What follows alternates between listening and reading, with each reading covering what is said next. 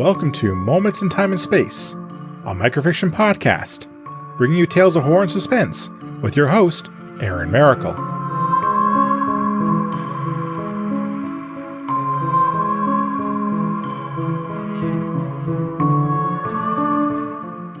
Hello everyone. Ghost hunting has become a popular pastime. People explore forgotten places in hopes of contacting the other side. Some seek fame and fortune. Some seek the truth. Very few find anything, but when it happens, the outcome is never predictable.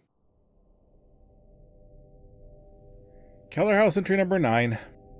I've completed my investigation of the second story and the main floor of the dwelling. There were no signs of paranormal activity, and I have discovered nothing to support the claims made by the locals. Their tales of ghost sightings at Cellar House appear to be just that, tall tales. I've made my way to the cellar and will make a sweep of the sub-area. Given what I've encountered in the rest of the house, I doubt that I'll find anything of interest. Trevor shut off the recorder and exhaled a long, slow breath. At the start of the trek to North Carolina to visit Cellar House, his excitement level was high due to all the stories he had read online about the property. The locals are quite friendly and rarely share their own tales about the house over a few lunches at the diner. However, that excitement had faded over the past few days. Instead of discovering spectral activity, all Trevor had to show for his efforts was a runny nose from all the dust in the house. He tried to take comfort in the fact that the current owner gave him free rein of the property, at no charge, in exchange for an online write-up that would help them sell the house. At least someone would benefit from Trevor's efforts.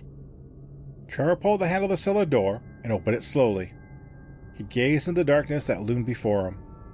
A set of aging stairs descended into the blackness, each step well worn from the decades of many feet treading on them. There was a light switch just inside the door, and Trevor gave it a cautious flick. The darkness faded only slightly as the light from a single bulb cast a soft glow at the bottom of the stairs.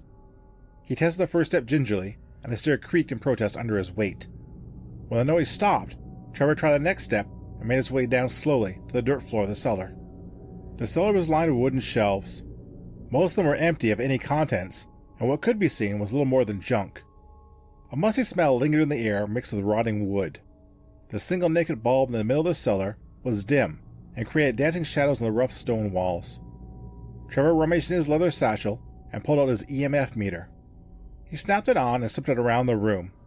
He had been taught that spirits emit an electromagnetic field, and the meter would detect their presence. The needle on the EMF meter began to twitch, and then bounced up and down like an excited puppy. It finally settled into the yellow part of its scale. Trevor licked his lips and slowly swept the meter back and forth in front of him. The needle danced from green to yellow, and finally settled in the yellow as Trevor aimed it at a dark alcove set near the back of the cellar. He raised the recorder to his lips and tried to keep his voice steady. Cellar House entry number 10.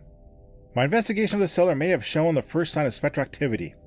I am standing before a darkened alcove, and my EMF meter is detecting a moderate electrical field emanating in that area. I am going to investigate further and see if I find the source of the field. Trevor shut off the recorder and exchanged it for a flashlight from his satchel. He snapped it on and shone the bright beam into the alcove. The light revealed a 6 by 6 foot chamber. At first, Trevor thought it might have been used to store wine or food. There was a square hole in the floor. He took a step towards the hole, and the EMF meter's needle danced higher. He could feel excitement building in his chest as he took another step towards the hole and shone the flashlight into it. At the bottom of the hole, about 4 feet down, Trevor could see a stone floor of some type of chamber. The EMF meter was showing a ring in the orange, and Trevor contemplated the opening. It's about 2.5 feet square, which is plenty of room to fit his lanky frame. It didn't take long before Trevor was easing himself through the opening and into the chamber below. He squatted down and shone the flashlight around. The walls of the chamber consisted of tightly packed slabs of gray stone. There was a dampness to them that wasn't present in the cellar. The beam of the flashlight vanished in the depths of the chamber, but Trevor was pretty sure he could make out the far wall. The EMF meter was close to being in the red now, and Trevor decided to creep forward. He had to hunch over, and with every shove of his feet, the needle of the EMF meter climbed higher. He almost reached the back of the chamber when the needle buried itself in the red zone. Licking his lips, Trevor shone the flashlight around, looking for anything out of the ordinary. All he saw were the wet stone walls, and the dim light of the cellar shining through the opening back the way he came. Trevor laid both the flashlight and the EMF reader on the stone floor of the chamber. His shaking hand rummaged once more into the satchel and pulled out the spirit box. was nothing more than an AM/FM radio that scanned frequencies, but the person who sold it to Trevor assured him it would pick up spirits.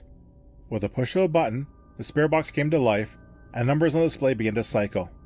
White noise issued from its speaker and echoed off the wet stone walls. "Hello?" Trevor called out, not really expecting an answer. The static continued for a short while, and then a faint response slipped into the white noise. "Mama?" The childlike voice startled the ghost hunter, and the spirit box nearly tumbled out of his hands. In all his years of ghost hunting, Trevor only had a few blurry pictures of glowing blobs to show of his efforts. Now, something was trying to communicate with him from the other side. Possibilities began to fill his mind, but Trevor pushed them down, tried to focus on the task at hand. Who am I speaking to? Seconds passed by, but they seemed like minutes. Another response came to the spirit box. "Mama? Is that you? Can we come out now?" "Shh. Mama said we are supposed to hide till she comes to get us." Now, there were two voices present, and their childlike tones mingled with the white noise in an intricate dance. One voice belonged to a young boy, and the other was a young girl. It was obvious they were siblings, and they had a mother, but Trevor needed to know more. What could he ask next that would help unravel this mystery? There was a loud clunk from behind Trevor, and he glanced back to see nothing but darkness. Something had been placed over the entrance of the chamber and cut off the light from the cellar. Before Trevor could grab his flashlight, something unseen set it skittering across the wet stone floor. He scrambled after it, and the flashlight flickered twice before it went dark. He was in complete blackness, but had no idea where the exit of the chamber was.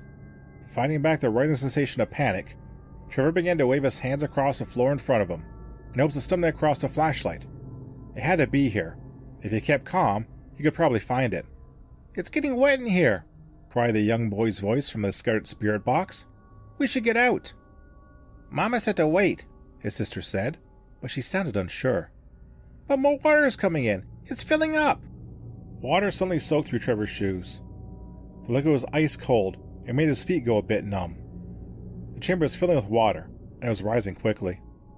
Trevor abandoned his hunt for his flashlight and decided to try to find the opening. He sloshed through the water as it reached his knees, beginning to pound on the ceiling of the chamber and shouting hopes anyone would hear him. "Let me out! For the love of God, let me out!" Long, slender fingers wrapped around Trevor's ankles and locked in a grip that felt stronger than steel. He tried to kick them loose, but it was no use.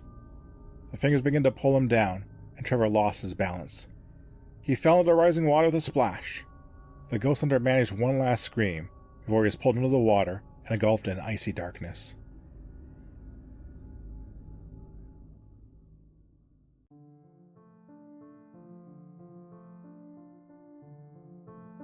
Never hunt alone. Thank you for listening. If you like what you heard, please subscribe to the podcast and leave a review. You can also follow me on Twitter at MomentsInTAS. Feel free to recommend this podcast to others and help it grow. The opening and closing theme is Creepy Night by Daniel Carlton. Until next time, be safe, be smart, and be well. See you soon.